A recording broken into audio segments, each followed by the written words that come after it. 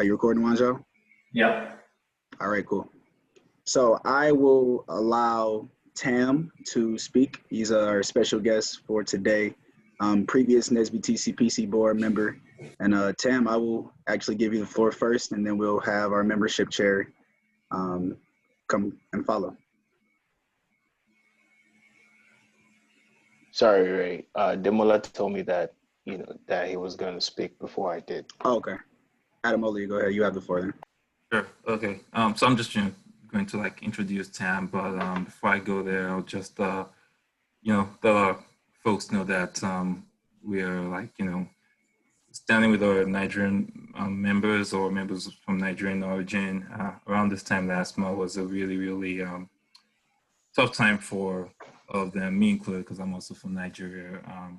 We had some protests that happened again, and this was actually against police brutality, and I'll just open the floor for Tam to explain what happened. Okay. So if you go to the next slide for me. All right, so I'll just read from the slides. The NSS movement in Nigeria. The NSS was a decentralized social movement whereby a series of grassroots protests took place against police brutality. It started a long time ago, about 2017. Then it started as a hashtag. But in October, an event happened whereby a police officer, a couple of police officers who belong to SARS. SARS is a special police unit in the Nigerian police, which stands for the Special Anti-Robbery Squad. They're supposed to be responsible for handling, armed robbery and kidnapping cases. But they have been, in the last couple of years, been using their power to oppress and sometimes outrightly just, kill people, especially young Nigerians. And on October 6th, Nigerians decided to go to the streets to protest them. Next slide, please.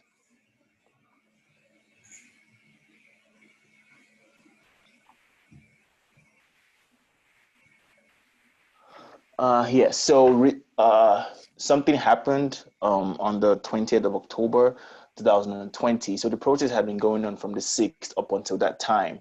And in general, it was a very peaceful protest. And there was a specific place called the Lekki Toll Gate. Lekki is in Lagos, and it's a toll gate in Lekki, and it was the center point of the protest in the last couple of in about 2 weeks. Every day people were going to that toll gate to protest. On the 20th of October, the Lagos state government announced a curfew that was supposed to take place around 4. And Lagos is a big city, very, very populated. So eventually they moved the curfew to, I think, around 9. And the people protesting at the toll gate, decided to stay there and not go home. So decided to stay there overnight and not go home. So decided to sit down at the Lekki toll gate. Around 6:30 to 7, members of the Nigerian army, we're not sure exactly now who they are because they've been denying that it was them, but these guys had a military uniform and they pulled up in cars that had sirens, came over and opened fire at the protesters. According to Amnesty International, about 10 to 12 people were killed at the Lekki toll gates. After that day, you could say the feeling of free for all and reprisals, because what the government did was basically vile. And there was a breakdown of law and order after that day for about 3 to 4 days, where property were destroyed and looted across the country, especially in Lagos, especially in the Lekki area of Lagos. Yeah, next slide.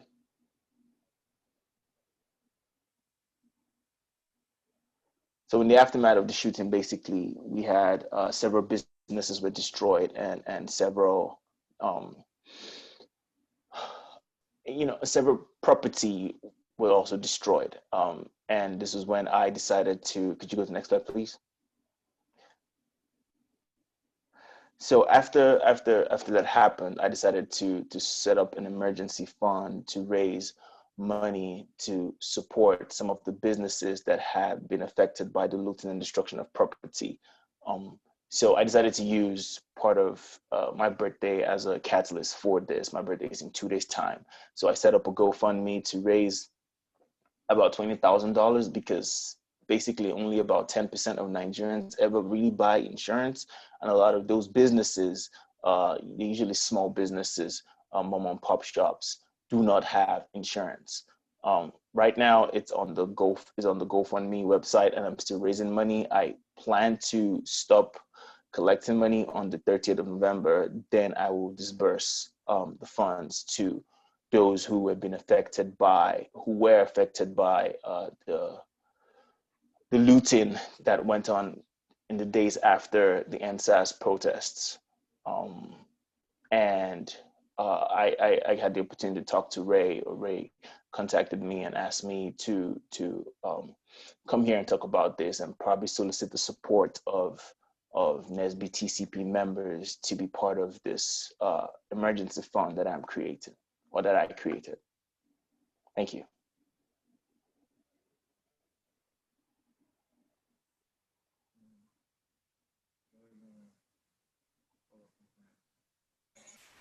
All right. Thank you, Chairman, for that. Yeah, well, could you just go back? I think Dre has something to say, please.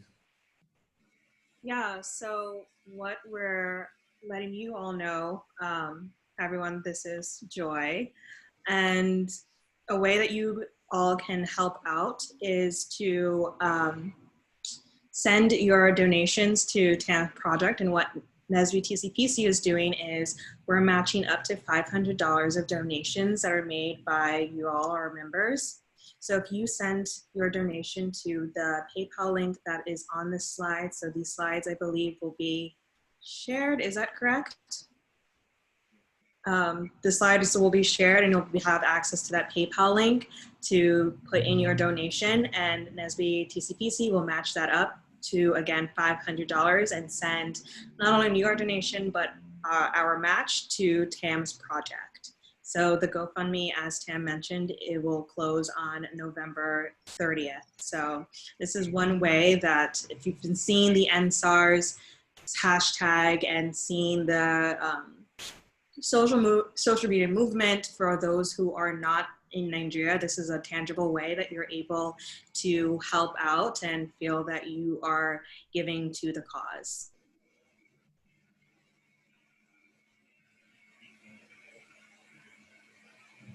I'm going to add the link into the chat as well. Yep. So NSBE TCPC, we urge our members, if you are able to, donate to this cause. This is one way that you can help. A few members have reached out and said, how can we help? Well, this is one way. And we wanted to make sure that our community knew that NSBE TCPC stands in solidarity with our brothers and sisters in Nigeria. And we want to help however we can. So donate. We will match up to 500, as Joy and Adamola said. And thanks for coming and talking with us, Tam. Thanks for having me. I appreciate it. Thank you very much.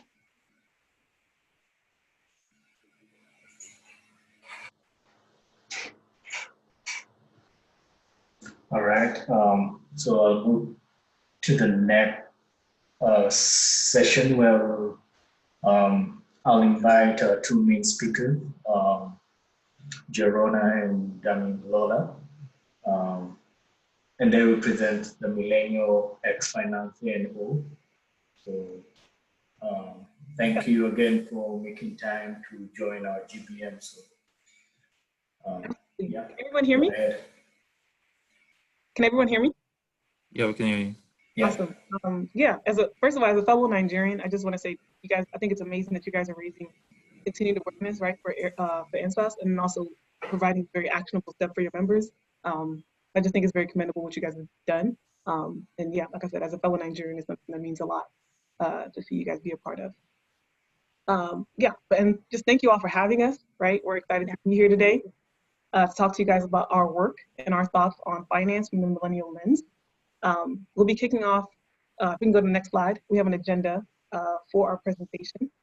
We'll be kicking off the presentation with an introduction of who we are and the story behind our company.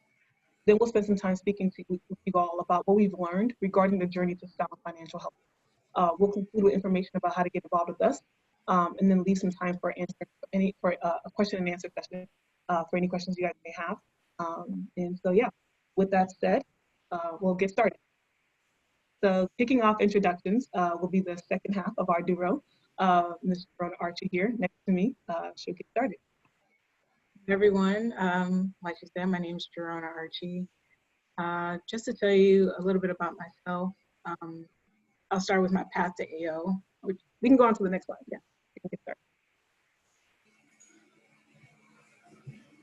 started. So just to start off, I'll tell you more about my path to AO, which is probably a lot more straightforward than Damilola's.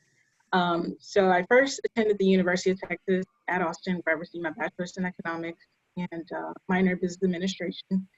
After I graduated, I started working at a financial institution, Northwestern Mutual, as an associate financial advisor. Shortly thereafter, I got my Series 6 and 63 investment license, which just allows me to buy, sell, and trade a variety of securities, but most notably mutual funds. A few years later, after a lot of contemplation, I joined the United States Army, and I served as a financial management technician where I processed and coded thousands of transactions for the Department of Defense. And most recently this year in 2020, in addition to the work that I do with the military, I commissioned as a second lieutenant. Yeah. So yeah, that's a little bit about my personal background. My financial path, which is a little bit different from most people's, is what really guided me towards and inspired my decision to start AO with DAMI. So when I first graduated from college, I had almost $60,000 in student loan debt, which over time had really ballooned up to $70,000 as a result of interest. I had $0 in savings, no credit, and I wasn't making a whole lot of money. But one thing I did know it was discipline. I knew if I made a plan and I stuck with it, I could turn my situation around, and that's what I did. I made a 5-year plan where, I said where I wanted my debt to be, how much money I wanted invested and saved, and then I started executing it relentlessly. So, I mean, we know our program works just from firsthand experience because for years now, we've been implementing it on ourselves and each other. In the past 2 years, I've been able to successfully clear more than half of my $70,000 student loan debt. In the past 3 to 4 years, I've accumulated more than $80,000 in assets. And this was all done without a grand 6-figure job or having to put my life on hold. I was still able to travel to more than 20 different countries and engage in everything that I wanted to do. So for me, whenever I hear people say, oh, I can't get out of debt or invest or save or whatever it is, because I don't make enough money, I like to share my story because it's not about how much money you make. It's really more so about what you do with it. And I'll admit, I really had to get creative and be strategic and disciplined in my finances to achieve what I wanted. But the point is, you can have financial freedom no matter what your situation is. And then in working with AO, so my specialty is execution, accountability, and sustainability of our clients' financial plans. For me, the answers are in the details. Newton's third law of motion said it best, like for every action, there's an equal and opposite reaction. So it's the same in finances. You may not see the reaction immediately. It might take a few years, might be a few years down the road, but there are rewards and consequences to every decision you make.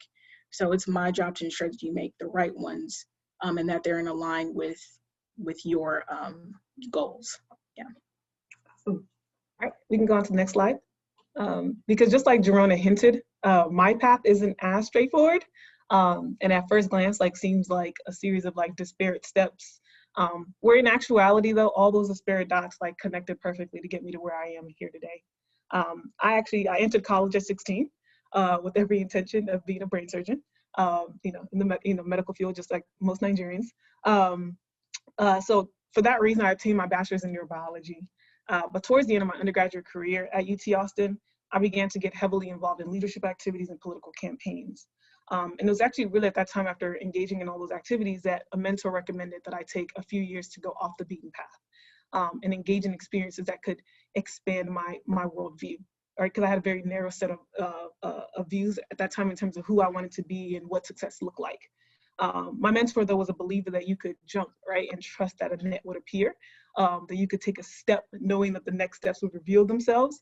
And so I decided to join him in this belief, right, and take that, take the path, right, away from what I knew to be, the only way to success at the time. And that path, took me to the White House, had me visiting and working, in numerous countries around the globe. At times for like CEOs, right, and founders of like multi-million and billion-dollar companies. And honestly, at the time, from having all those experiences, I just learned that there were more ways to impact change and achieve success than simply being inside of an operating room. A common thread in my experience, right, was finance, and seeing the role and the impact that it had in terms of the opportunities, right, the way it was able to transform metropolitan cities and economies that I saw, and how those who were making money, right, knew a lot about it. And so this took me then back to UT to get a master's of science in finance. And in addition to like those formal degrees that I hold, I also sit as a data scientist and a certified full stack web developer. I've been able to leverage this kind of varied background to serve as a management consultant and a programmer at Accenture. At Accenture, currently my work specializes in financial services, analytics, and risk. And so it's with this background, right, as varied as it is, in the financial landscape I've been able to establish for myself that led me to the work I have now with A&O. Like Jerona mentioned, the strategies and approach we implement in our work are the same ones we've applied in our own lives. Since 2017, I've become debt-free, eliminating $50,000 of student debt. Because prior to grad school, in undergrad, I was a Bill Gates scholar, so I didn't know about student loans, right? And I never really had such a strict lens of finance in my own life, right? Once you get your first round of student loans, right, it kind of changes your perspective. Especially for me, seeing the impact, the long-term impact that it was had on people's lives in terms of hampering some of their goals and the opportunities they have for themselves. So I really started to recognize for myself, right, that it was important that I had a plan for myself with finance the way I do with every other aspect of my life. In addition to, obviously clearing out my debts, I was able to then accumulate almost now at this point, I think $110,000 in both stocks and cash equivalents, right? Kind of being strategic about my investments along the way. And so, yeah, having such a diverse set of experiences, I tell people, is what allows me to specialize in the bigger picture, in the financial vision of our clients. We have Jerona here, who's our day-to-day, accountability master. And for me, though, it's really about the problem solving, like the analytics, the strategy. Those are my known areas of expertise. And it's central to the work that I do and what I bring to the table for A&O. Yeah, you can head over to the next slide. We'll talk now about our company. So for us, the inspiration to start A&O Millennial Management just came from our desire to share all the accumulated information that we had gathered over the years with our family and our friends. But more importantly, we just wanted to empower people in their pursuit of financial health. As you all know, there are countless financial services companies and brokerage/investment firms that will manage your money. They'll advise you on what to do, but they don't educate you or impart the foundational information you need to make those sound financial decisions yourself. So in essence, they're just crippling you and making you dependent on their knowledge and their skills rather than empowering you and educating you to be able to make those life decisions for yourself. Yeah, and in addition to this, like these institutions, right, have financial barriers in place, right, before you can even get advice, right, before you can get your foot in the door. So for example, at Chase, right, you need to have a minimum of $25,000, right, for their business advising. Or for Vanguard, you have to hold at least $50,000 in like their funds or ETFs, right, before you get financial advising. And these thresholds are the reasons why the services have long been associated with a certain class of people, right? When we talk about someone having, a financial advisor or a dedicated accountant, CPA, or a tax lawyer, it's usually associated, right, with a certain class of people. And so that's why our work brings a new demographic to the space, right? And ensures that unlike those before us, we don't just have to wing it, right? And simply pray that God provides. We want millennials, in particular, both immigrants and people of color, right, to work towards wealth from an informed place. So for us, in terms of how our program works, like in what we do with our clients, right, it's that we seek to gain an intimate understanding, right, of you and your financial outlook, understanding that we all have different requirements, right, whether it's financial obligations, right, remnants that we send back to, to our home countries, or even consequences of like past decisions, or, things that we all bring to the table, right, that make up who we are. And we understand that for each person, right? And so in gaining that intimate understanding, we're then able to work with you, right, on whether it's budget setting or goal planning. And then we plan to have, whether it's quarterly meetings, or for those who want to, talk to us via group chat, right, to make sure that we're always available to you to review and alter the plans like as needed. Our conversation usually centers around like strategies that can work for people. And then we join them in being accountable to the plans and the approaches that we've decided upon. Most important to us, though, is that people are informed every step of the way. Our work isn't just about assisting and advising people, but rather empowering them. We want to prioritize education, right? And we openly and frequently share all of our financial knowledge with you, right? Because it's available. And this is how we ultimately work with people to eliminate debt and begin to increase their wealth. Yeah, and like Damalila said, eliminating debt and increasing your wealth is what it's all about for us. Like what we do, like how we do this is by customizing a plan that's specific to you and communicating with you throughout the entire process. So as you see on screen, we work with clients on a spectrum of financial goals, from purchasing a home, eliminating your credit card debt, repairing your credit, to reducing your student loans and investing in stocks. One thing, however, you do not see is the selling of any sort of products. We are strictly a business in the service of our clients. Like, our fiduciary responsibility is to you. Yeah. All right, so we'll move on to the next slide. Because now that you guys know about who we are and what we do, we'd like to share with you what we've learned from our clients and also in our own lives about the journey to financial health and the importance of finding yourself along the way. All right, so we'll go ahead and get started with the next slide. So what we tell people all the time, and we are the biggest proponents and champions of, is self-awareness, right? Like, to thyself be true. One of the things that we found, right, for everyone, like where it starts from, right, is understanding, where you are, where you want to go, but also what your personality, your quirks, right, your all the different, boundaries that you may or may not need. Like, those things are the most important things before you come to the table. Because as you look at Jerome and I, like, we co-founded this company, but we have very different views on budgeting, right? For Jerona, it would literally scrub her liver to not know how much, Uber charged her, right? It matters. Well, that is, it's supposed to be $5.07. Like, she will take back, the meat, right? Because she found something that was a couple cents, less in price. Like, so for her, though, that level of clarity and that level of control and accountability and visibility really matters to her, right? And gives her the satisfaction that she knows that she needs. I, on the other hand, I am the round to the nearest cent, dollar, nearest $100, okay? For me, it's really mostly about what's the goal that we need to reach, right? What's the percentage that I need to be saving or allocating in different places? And then you allow me, right, the creativity and the freedom to find my way there. Like, that's a certain level of freedom that I require, right, for my financial plans to work. For her, it's a certain level of control, though, that's also required. And I think that it's important that each person knows, right, who they are and what they require, right, for the plan to be sustainable. Also, understanding boundaries that you need. We have a client, and we have a who let me out of my cage account, right? And for her, it's simply that, like, when she first started, her idea was that there's no way she could budget and live the kind of life she wanted. But one is because she had the whole idea of, if the money is there, it needs to be spent, right? So she was always coming from a place of, right, making it up with the next paycheck and the next paycheck. So because that's what she came to us with, and she recognized that about herself through our self-awareness sessions, what we ended up having to do for her, right, is create an account for her that she didn't have access to. And we were able to create a budget, set the money aside. And now 8 months later, we have, while she's, again, still been able to live her life, she's down $8,000 in credit card debt, right, and has a travel and givings account, and also a savings account, an emergency fund for the very first time. So again, we just talk to people all the time that like, you have to know who you are and what kind of boundaries you need. And in that you can find success, right? We've had clients who tell us that, hey, look, I want to buy a nice car, right? Because my friends have luxury cars.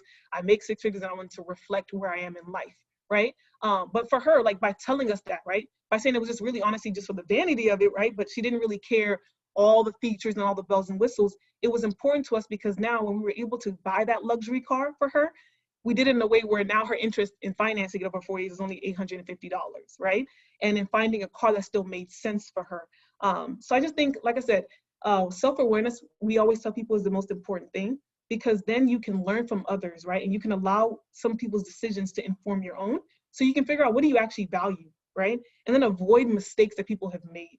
And then a recognition that you're also constantly changing, that what you might have valued before, what you might have thought would give you happiness, right? Have the courage, right, to reevaluate, right? That if something is not in line with what you think you really need, let it be for others, right? And let what needs to be for you be for you. So like I said, this is what we're the biggest proponent of for everybody, like on the path to financial planning and financial health. Yeah, so the next one, it's really simple, just budgeting and bucketing. So after arriving at self-awareness, like this is probably the next most important thing. Budgeting means just taking into account how much money you've made, understanding where that money is ending up every month, and having a plan of action to ensure it continues. But also bucketing, which means we separate your funds in a variety of accounts so you can have a clear picture of where your money is and what purpose it serves. And the key word here is purpose. Bucketing allows you to execute the vision for your life and have a clear representation of your current financial health. And so I tell people, don't get pulled into someone else's vision for your money. I can use Damilola for an example. So the accounts that we've set up for her over time really tells the story of her life and how she's grown throughout the years. Back in 2017, she just begun her first long-term job at Accenture. She had $50,000 in student loan debt. This period was defined by austerity and single-mindedness to pay off debt while still being able to meet any other life commitments. So the main goal here was pay off the debt. So at that time, we only had a Roth 401k through Accenture, which is a 40-year target fund for retirement. This came out of her check. It was on autopilot. And because the company matches 6%, not investing would be leaving money on the table. So even with the debt, it allowed her to get a head start for her retirement. And then the other thing was just a checking account for essential expenses. And then she was also using money from her OAJO, which I learned is essentially group money in Yoruba, to make contributions straight to paying student loans. So then in 2018, that's when the side ventures came in, and we started escalating the plan for reducing debt and generating wealth. And so to reflect that, we created a business checking account and savings account for those various ventures. And this separation of personal and business was very helpful during tax time because we were able to leverage her businesses to reduce her overall tax liability, because with the signature, they're gonna get you. So then by 2019, we finished paying off her student loans. So that freed up a lot of money that could go elsewhere. And we started off by creating a couple accounts, an emergency fund / last resort fund through a brick and mortar bank like Chase. And that's just for easy access. So you can quickly get it if you need it for something.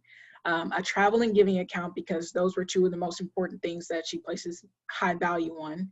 And we also did an individual brokerage account with Vanguard to manage her stocks, and so she can manage her own stocks and investments.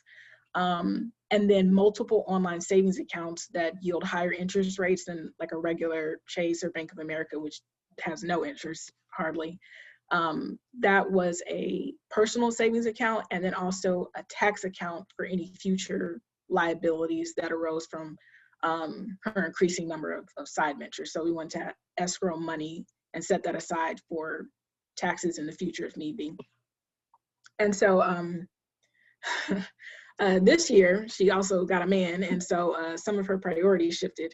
And so to accommodate the life that they wanted together and to serve this new vision, we now had to create something that encompassed you know, both of them. So we did a joint online savings account to reach their goals, which was to buy a home and to fund that, as well as an entertainment account for both of their uses, so traveling or anything else like that. And so to sum all of this up, the segmentation of these accounts allows visibility, organization, and a clear direction for where she's going and where she's been. It ensures that funds are not misappropriated and that every dollar has a purpose. Thanks for running through my life. Yeah. But yeah, and having multiple streams of income, right? Like is one of the things that she mentioned in terms of escalating the plan that we had, right? I had a lot of debt at the time, and I knew that there was a certain amount, you know, for me, I had a, you know, goal in mind in terms of what it looked like to clear my debts, serve my financial commitments to my family, right, and to my community, and then also get to a place, right, where I wasn't always just paying down debt, but I could actually start to save. And so for me, having multiple streams of income, that became very important. It kept me flexible, it ensured momentum in my finances, and it gave me breathing room in very key moments.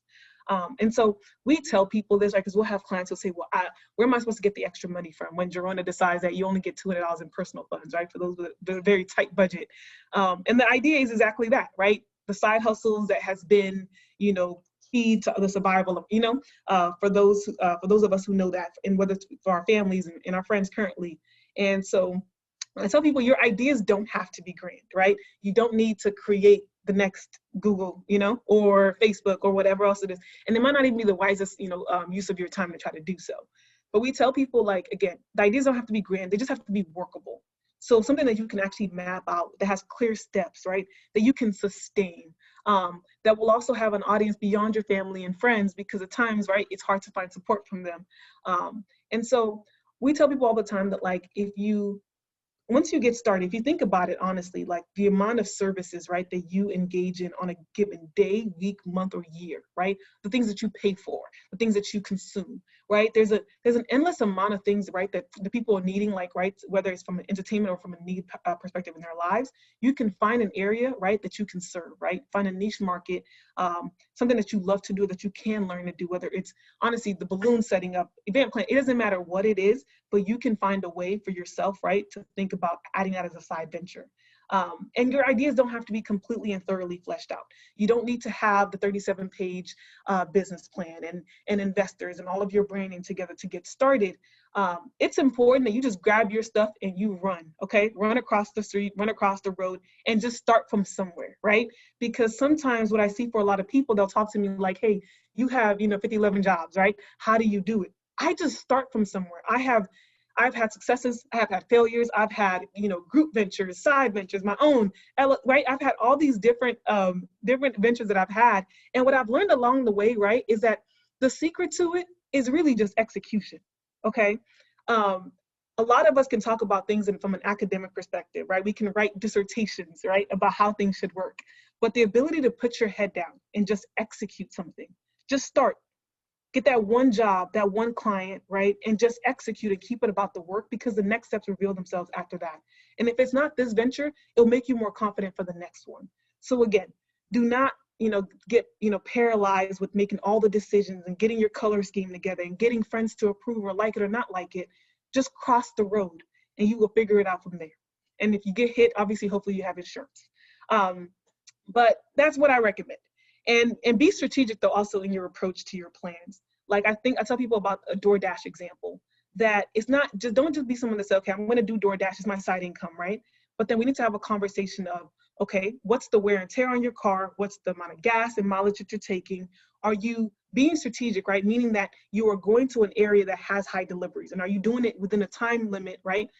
So if you can go after work, or maybe the most amount of deliveries happens, or maybe it's like 6 to 8. That's when you should be going out, not just running around on a given morning. We tell this to people because your time also does matter, right? The amount of energy that you have for something is finite. So you also don't want to allow yourself to struggle or suffer and not see enough progress early on either. So you want to look for easy wins, right? You want to cross the road and kind of get started.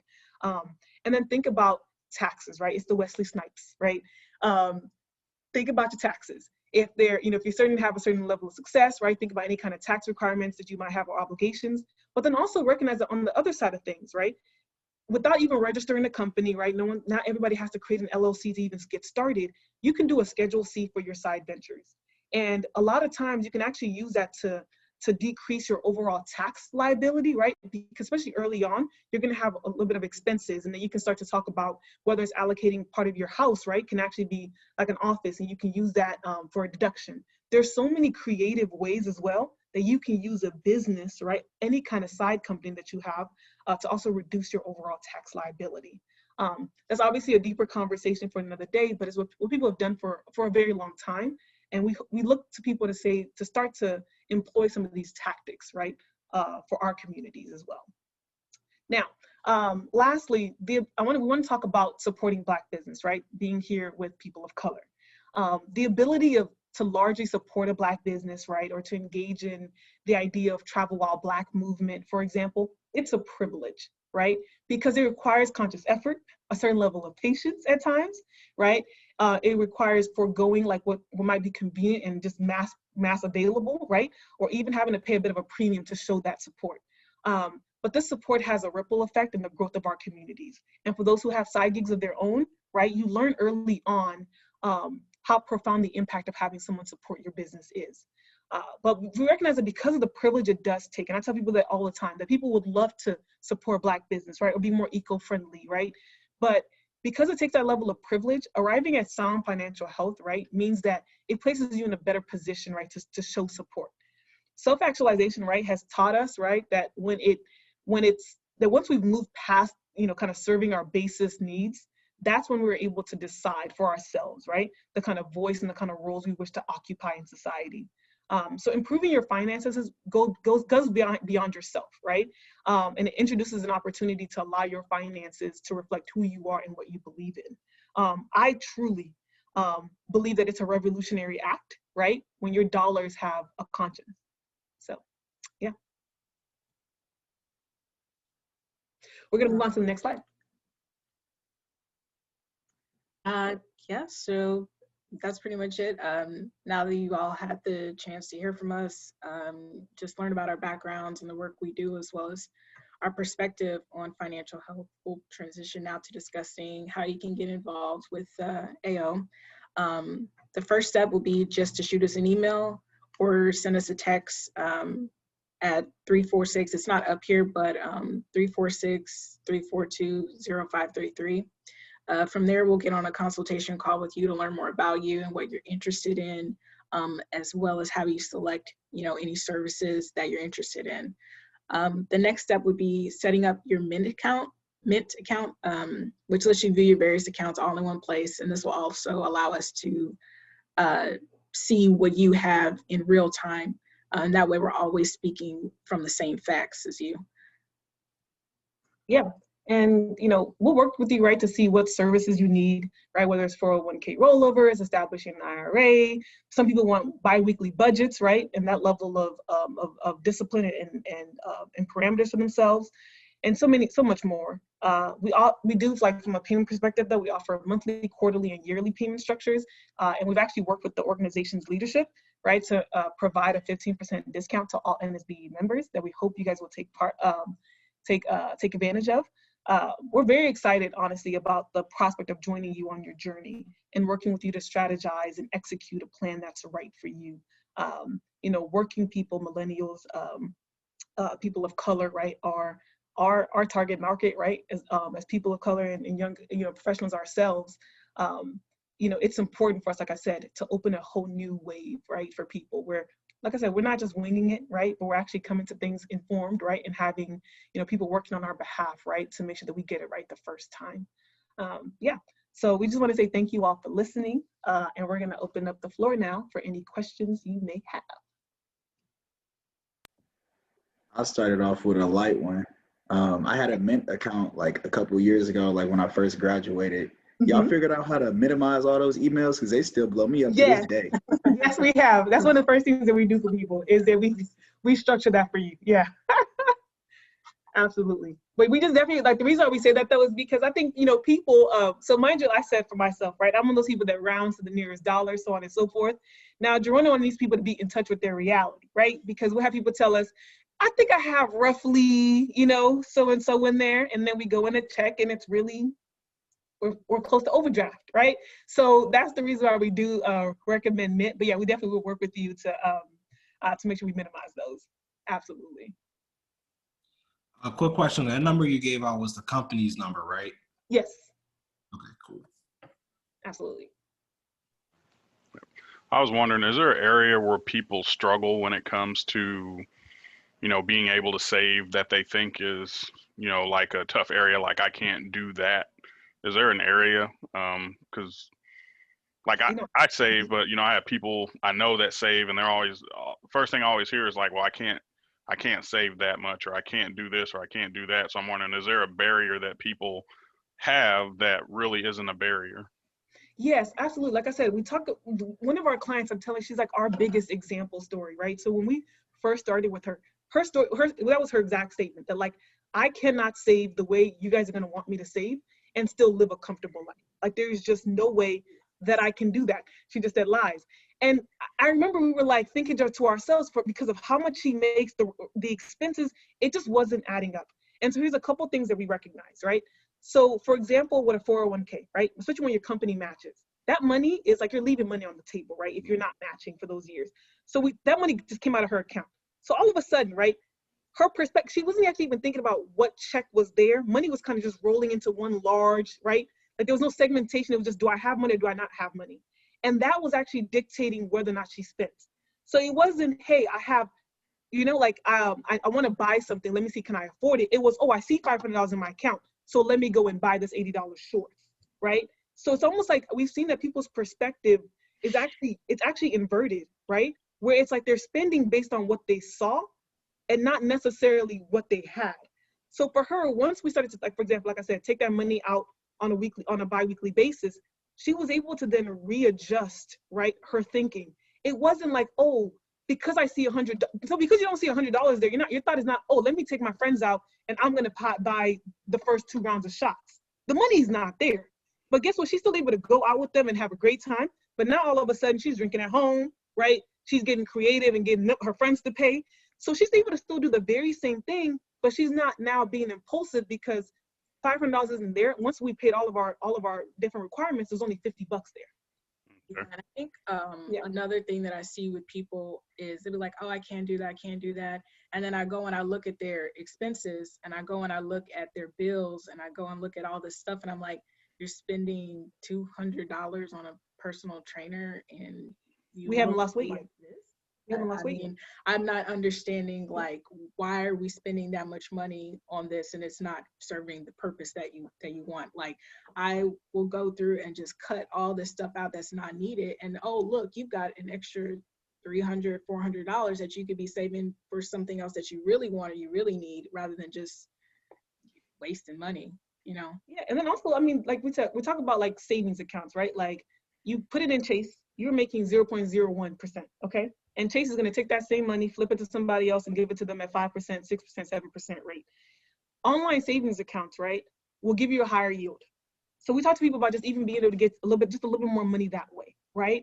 Or the idea also that, you know, again, how people think about money. So this idea that, hey, I have my student loans cost too much, or I have too many expenses. Part of it is not being strategic about what we're paying. So I'll just give you an example. You have a high credit card debt, right? And so what we could do, right, is we could put it onto a balance transfer card, right? That gives you 18 months, 0% interest. And in those 18 months, we can then save money for you, right? Get you to a place where you have an emergency fund, where you're in a good place. So now by the time you start paying that credit card again, right, you already have an emergency fund. The reason why this matters is because what most people tend to do is when they don't have money, they're going to charge it to a credit card. And that has a 24%, right, interest over the year. So then you're just increasing your own expenses. And so it almost feels like this cycle, this never ending cycle, right, where you just can't catch a break. So sometimes it's not about what you do, but when you do it and how you do it. So I know those are long-winded answers, but because this right here is actually what we deal with all the time with people. But there are so many mental barriers to people in terms of being able to save money. That barrier, getting over that barrier of impulse buying is tough, because yes. Even for myself, Amazon just they're tearing me a new one. Yeah, and so we talk about getting and so even something like Amazon will give people, you know, credit cards that have Amazon points, right? So as you're paying that off, you might say, okay, so if you're someone who has an impulse, right? So now we know that every 3 months you might have given yourself maybe $100, $200 worth of Amazon points, right? That you can spend.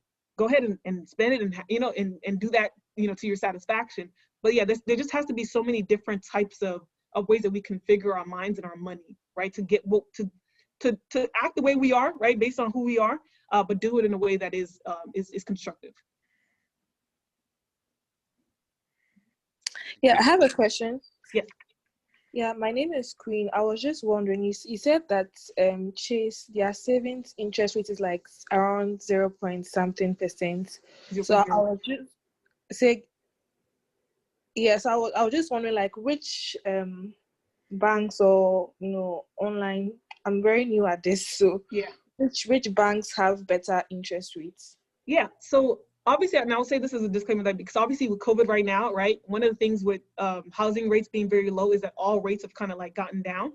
But typically on a non-COVID time, you're going to be looking at about sometimes between 2 to 3% from an online savings account. So an online bank is not brick and mortar. They don't have any physical locations, right? So what it means is that it might take like 3 to 7 days sometimes to like transfer your money in and out.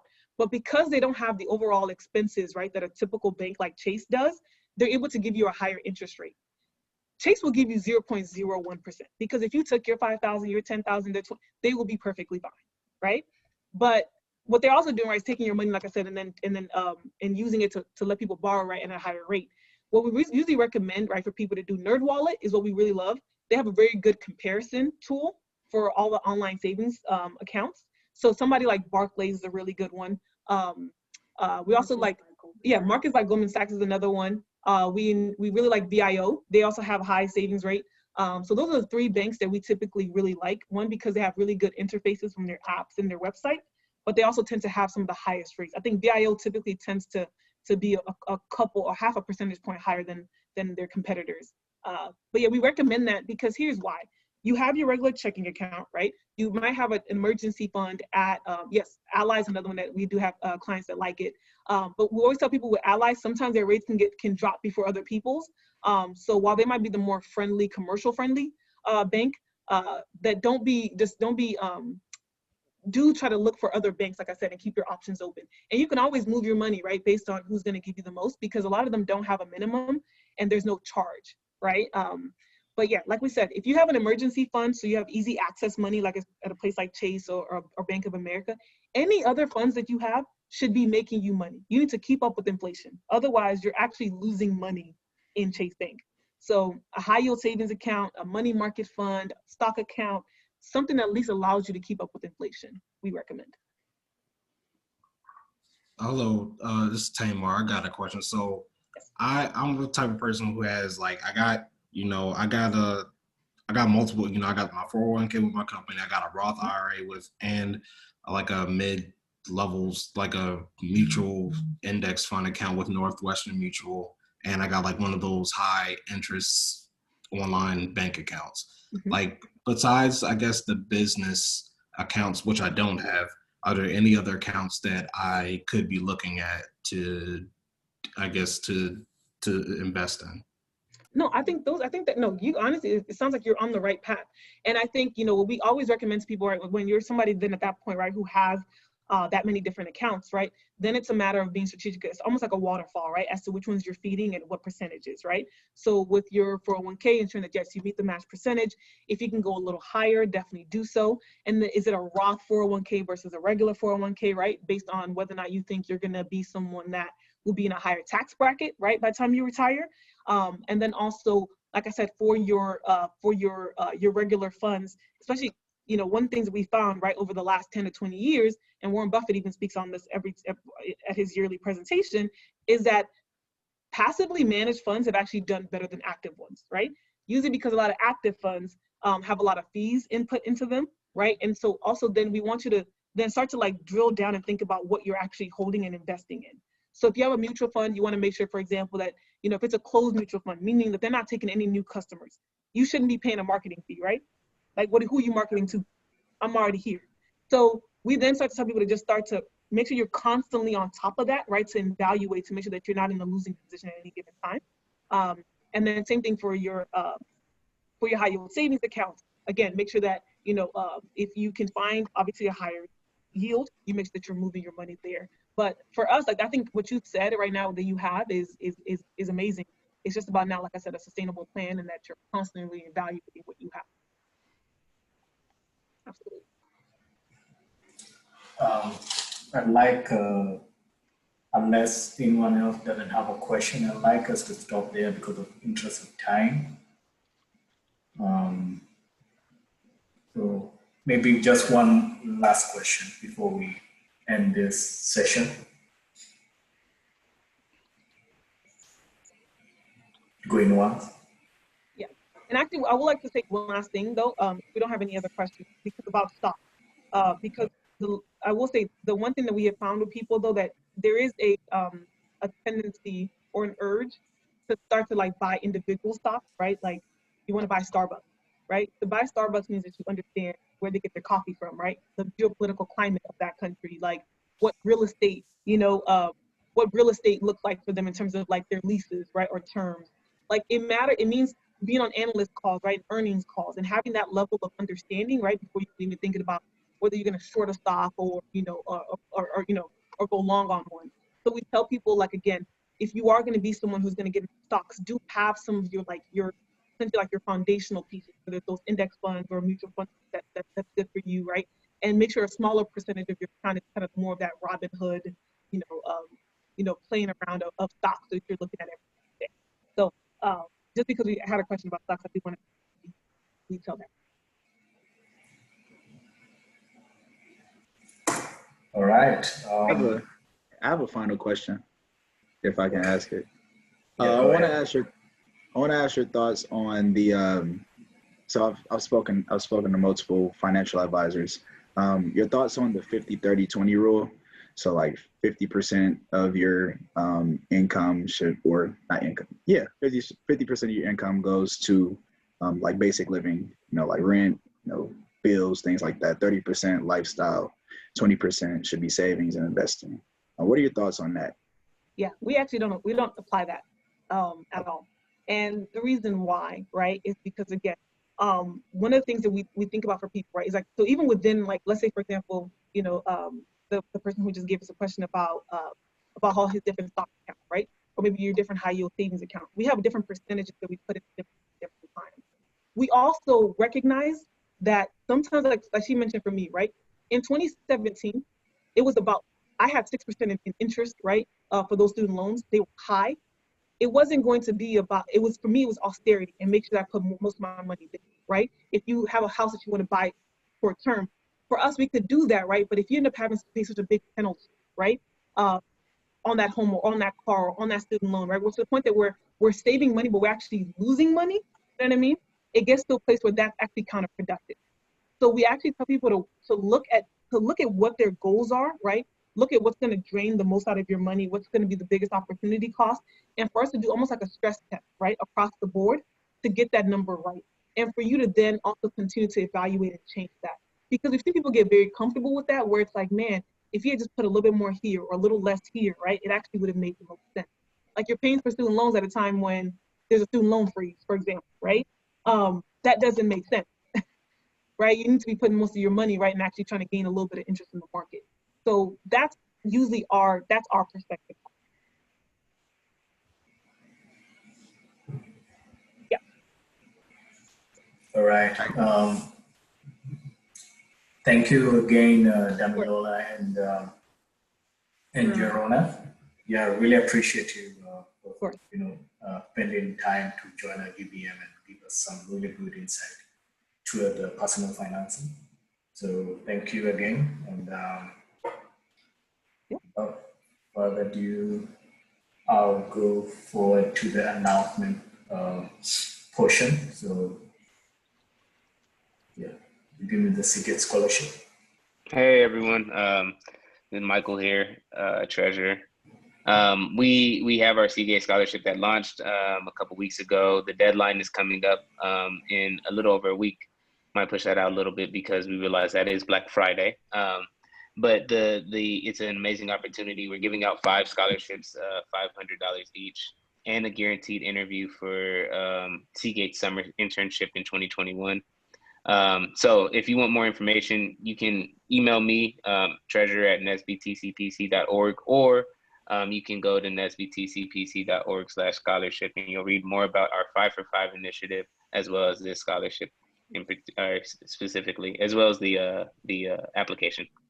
So if you guys know anybody that is in undergrad or in graduate programs that is studying STEM field majors, definitely let them know about the opportunity. It's a really awesome opportunity, and we want to make sure, you know, we get our representation in places like Seagate.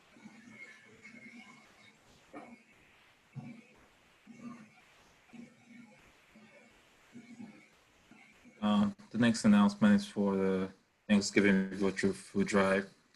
So as we all know, next week is Thanksgiving, and we got, well, at least at the e-board, we basically figured out it's a good opportunity for us to try to raise some funds to help families that have been affected by the pandemic, find a way to celebrate this Thanksgiving holiday with some food on their table while they give thanks. And this is actually a really good thing because right now we actually don't know if we're going to be getting, or if this affected people, we getting stimulus checks at the very least.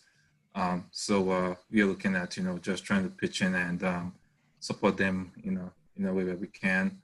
So goal for our virtual food drive is to raise $2,000 that will be distributed to the food shelves across the Twin Cities. And we're currently at about $125, and the link to the virtual food drive is right on the screen. And I think we also mailed this out to everyone, but yeah, I'll add this to the chat afterwards. And lastly, we'll be having a follow-up event to share how much we're able to raise, and thank our members for donating.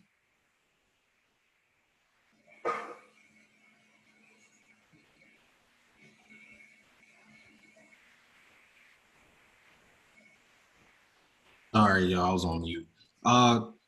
Be on the lookout for the NSBE TCPC podcast. Still trying to finalize, get the dates together, but just be on the lookout for it.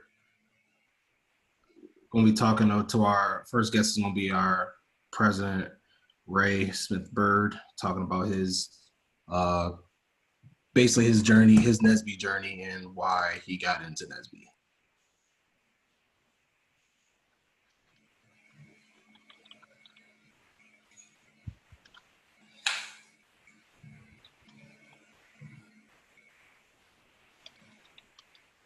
Joy, did you want to speak on this one, or did you want me to do it?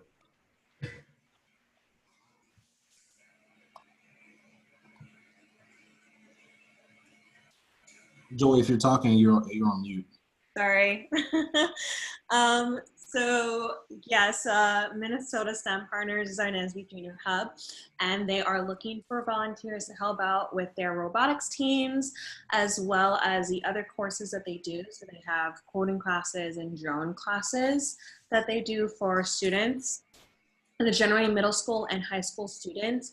You don't really need any experience, especially for the robotics volunteering, and all of their programming is 100% virtual. Robotics, though, there is a little bit of in-person time, but that is going to be distance and, of course, with masks. But you can just opt to work more virtually if you would like. They really just need a lot of support to help out. NSP has about 22 or 23 robotics teams, but between middle school and high schoolers. So they'd really appreciate any and all help to come in. So the link to sign up is in these slides. When that's shared, you're also able to pull up that link and then sign up directly through their portal to be a volunteer. If you have any questions, you of course can send me an email to ask anything more, but yeah.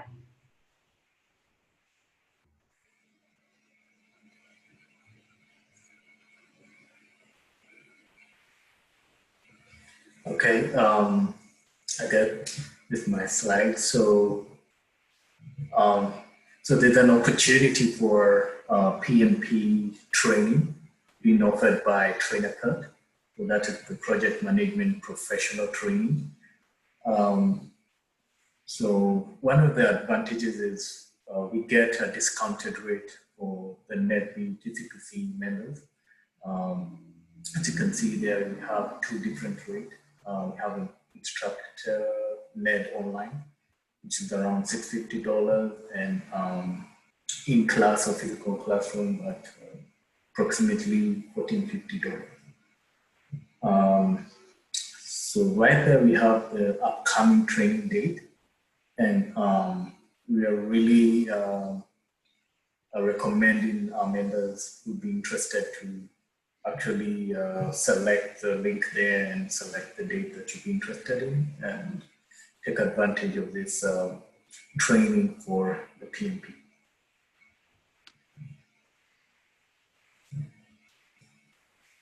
Right.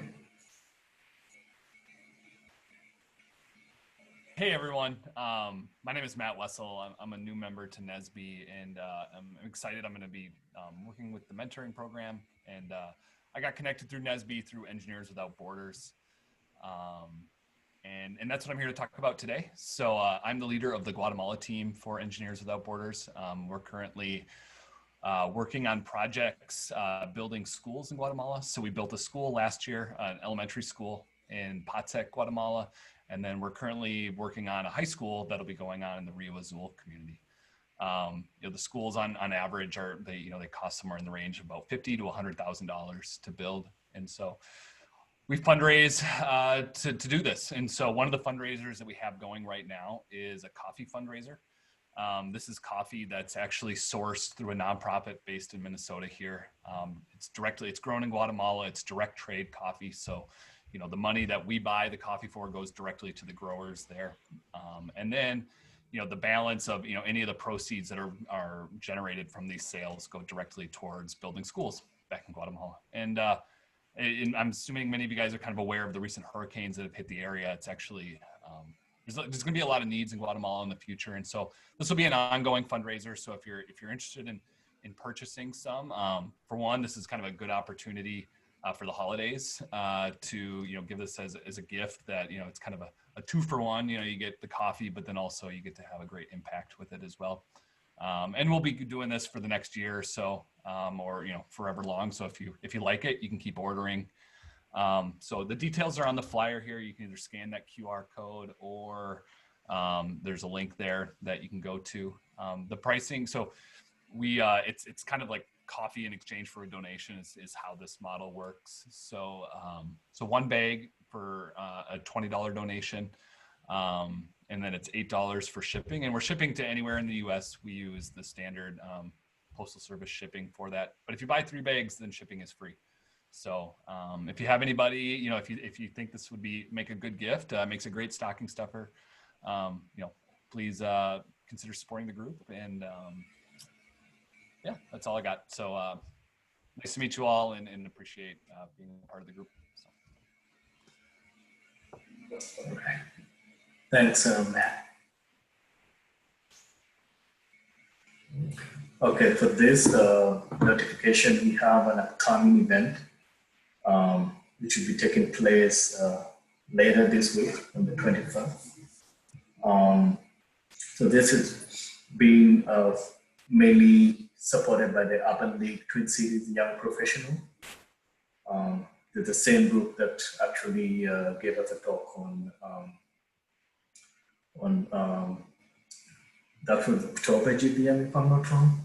So the title will be National Day of Empowerment.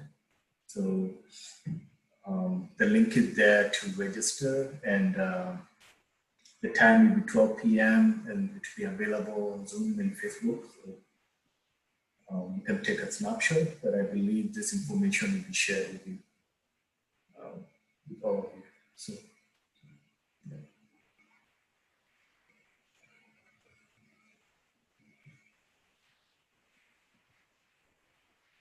So we are also available on different social media platforms. We have our main website. We also on Instagram, Facebook, LinkedIn, GroupMe, and we also have a distributor list. email. So yeah, have a great week. Stay safe. Thank you for all who were able to make it today. And yeah, be stay in the lookout for more opportunities. Yeah, thank you everyone. Thank you. Thanks, everybody. Thanks. Thank you.